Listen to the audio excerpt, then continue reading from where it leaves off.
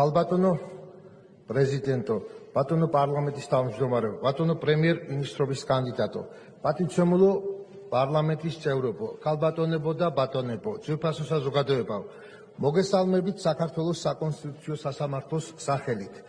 ნება მომეცით მოგილოცოთ ყველა საქართველოს დემოკრატიული რესპუბლიკის კონსტიტუციის 100 წლის იუბილე. დღეს საზეიმო ვითარებაში ვიხსენებთ 1921 წლის 21 თებერვალს.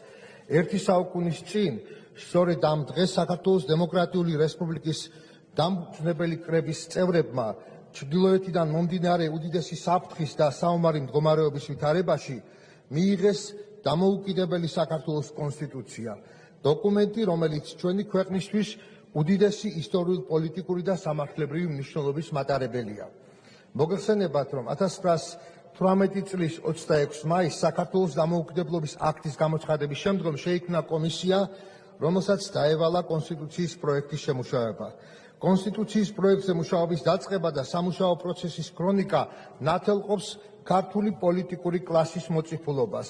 შედარებისთვის უნდა აღინიშნოს იმ დროინდელ ევროპაში, სადაც პირველი მსოფლიო ომის შემდეგ იმპერიების დაშლის შედეგად ახალი სახელმწიფოები წარმოიქმნა, მხოლოდ რამდენიმე ქვეყანამ შეძლო გადაედგა კონსტიტუციური აღმშენებლობის მსგავსი გაბედული სახელმწიფოებრივი ნაბიჯი. გულწრფელად აღმაფრთოვანებელია ქართული საზოგადოების მზაობა შეექმნა ლიბერალურ საწყისებზე დაფუძნებული ეროვნული ტიპის დემოკრატიული სახელმწიფოს კონსტიტუციური საფუძვლები. აღიარებულია, რომ 1921 წლის კონსტიტუცია იმ დროინდელ ევროპაში იყო გამორჩეულად პროგრესული სამართლებრივი დოკუმენტი, რის შესახებაც ხაზგასმით აღინიშნა არაერთი ცნობილი ევროპელი პოლიტიკოსის, საზოგადო მოღვაწის თუ მეცნიერის მიერ. გერმანიის ყოფილი საგარეო საქმეთა მინისტრი ჰანს დიდრიხ გენშერი აღნიშნავდა, რომ საქართველოს 1921 წლის კონსტიტუციის ტექსტი ერთ-ერთი პროგრესული იყო ევროპის კონტინენტზე.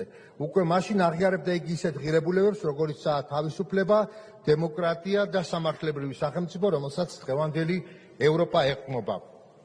მოგეხსენებათ, პირველი ქართული კონსტიტუციით განისაზღვრა ევროპული ტიპის საპარლამენტო მმართველობის სისტემა, რომელიც იმავდროულად ხასიათდებოდა ბევრი თავისებურებებით.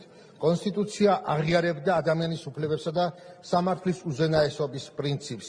გარანტირებული იყო კანონის წინაშე ყველას თანასწორობა, წოდებრივი განსხვავების არარსებობა, ქალთა საარჩევნო უფლება. აღსანიშნავია, რომ ქალთა თანასწორი საარჩევნო უფლების აღიარება მანამდე კანონის დონეზე მოხდა უფრო ადრე, ვიდრე არაერთ ევროპულ ქვეყანაში. გაუქმებული იქნა სასჯელის სახით სიკვდილით დასჯის გამოყენება. გამტკიცებული იქნა სეკულარული სახელმწიფოს პრინციპი, ისევე როგორც უმცირესობათა უფლებები, ასევე სხვა ძირეული სამოქალაქო პოლიტიკური და სოციალურ-ეკონომიკური უფლებები.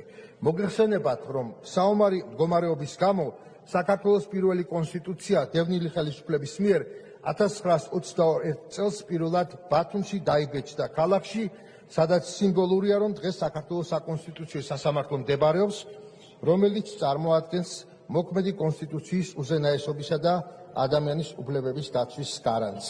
დღეს მოქმედი კონსტიტუცია, როგორც აღინიშნა, თავის მხრივ 1921 წლის კონსტიტუციის ისტორიულ სამართლებრივ მემკვიდრეობას ეყრდნობა.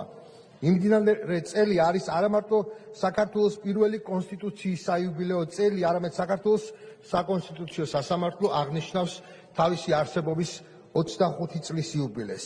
გილოცავთ კიდევ ერთხელ ყველას პირველი კონსტიტუციის 100 წლის იუბილეს, თავისუფლებისადმი მუდმივი სწრაფვა და ევროპული სამართლებრივი ტრადიციების დამკვიდრება ის იდეოლოგიური მონაპოვარი და მისწრაფებებია, რომლებიც 1918-1921 წლების საქართველოს სახელმწიფოებრივი დამოუკიდებლობის გამოცდილებიდან მოგვდგამს. იგი იმავდროულად ჩვენი სახელმწიფოს მომავალი განვითარების საწინდარს წარმოადგენს. დიდი მადლობა ყურადღებისთვის.